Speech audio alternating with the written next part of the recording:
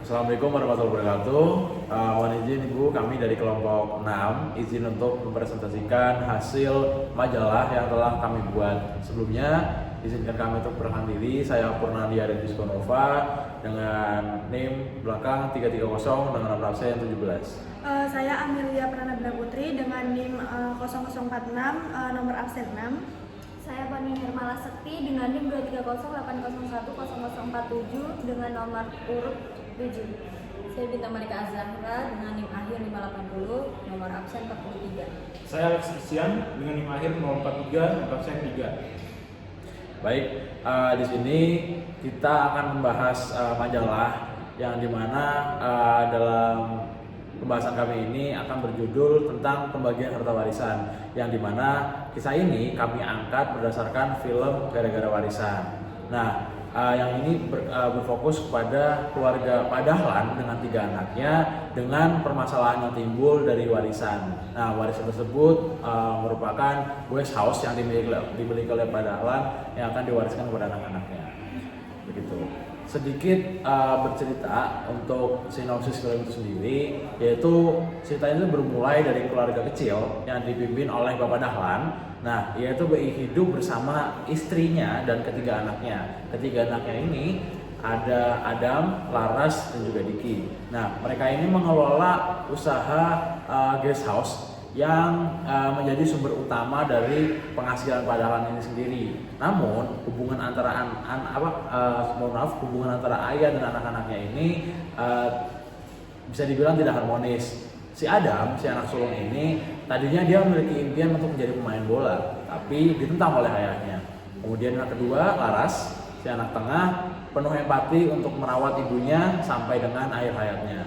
Sedangkan Diki, anak bungsu atau anak ketiga, yang merupakan kesayangan dari sang ayah ini sendiri, tumbuh dengan perlu dimanja. Maka dari itu, hal ini berdampak besar di masa depan mereka pada saat mereka dewasa. Lalu lanjut ke konflik keluarga. Karena setelah ibu mereka meninggal, keluarga ini mulai terpecah. Dahlan menikah lagi dengan Astuti. Adam membangun keluarga sendiri. Laras mengabdikan diri di panti jompo, dan Diki merantau untuk kuliah. Namun sayangnya di perantauan, Diki terjerumus ke pergaulan bebas dan menjadi pengguna narkoba. Ia berutang besar demi memenuhi kebiasaannya.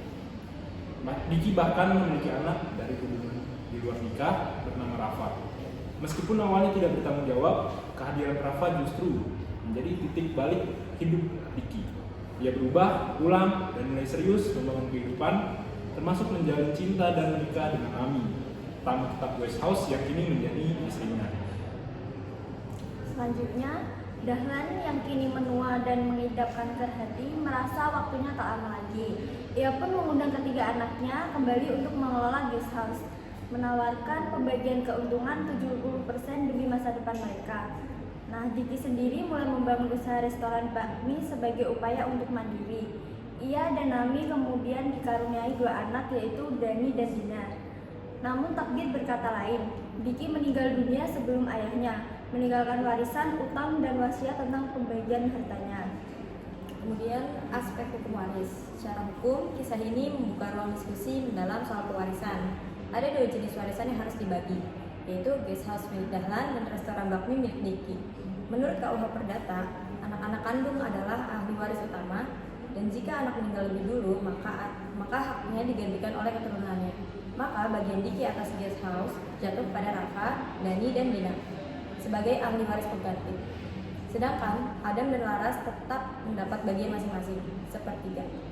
Konflik muncul karena pembagian ini menimbulkan persepsi bahwa warisan terbagi jadi 6, padahal hak tiga anak Diki hanya 1 bagian yang dibagi bertiga. Untuk warisan Diki, yaitu restoran bakmi, berlaku wasiat yang menyatakan bahwa harta tersebut harus dijual dan hasilnya dibagi rata kepada istri sahnya Nami dan ketiga anaknya, yaitu Rafa, Dani, dan Dina. Tapi sebelum pembagian, utang Diki sebesar 80 juta harus dilunasi dulu dari hasil penjualan restoran. Hal ini sesuai dengan prinsip dalam hukum waris bahwa harta warisan tidak hanya membawa hak, tapi juga kewajiban. Kemudian hak anak luar kawin. Kasus ini juga penting untuk menyoroti hak anak luar kawin. Rafa adalah anak Diki dari hubungan di luar nikah.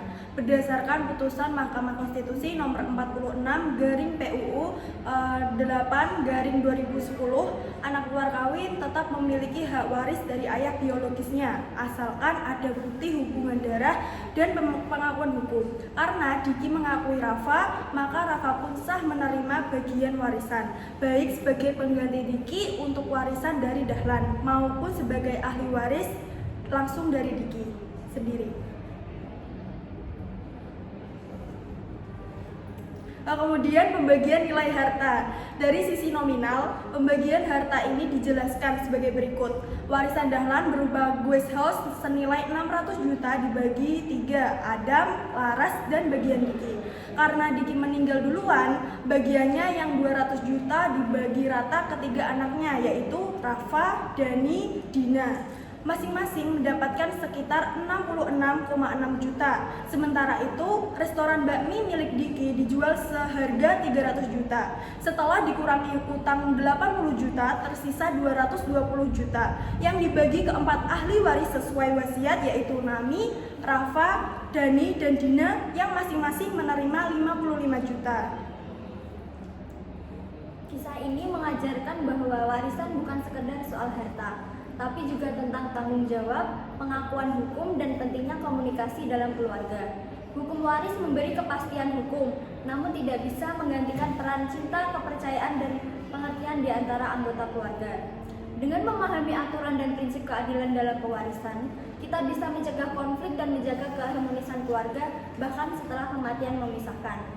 Terima kasih sudah menyimak presentasi ini. Semoga cerita ini tidak hanya menjadi pengantar untuk memahami hukum waris, tetapi juga bahan renungan bagi kita semua.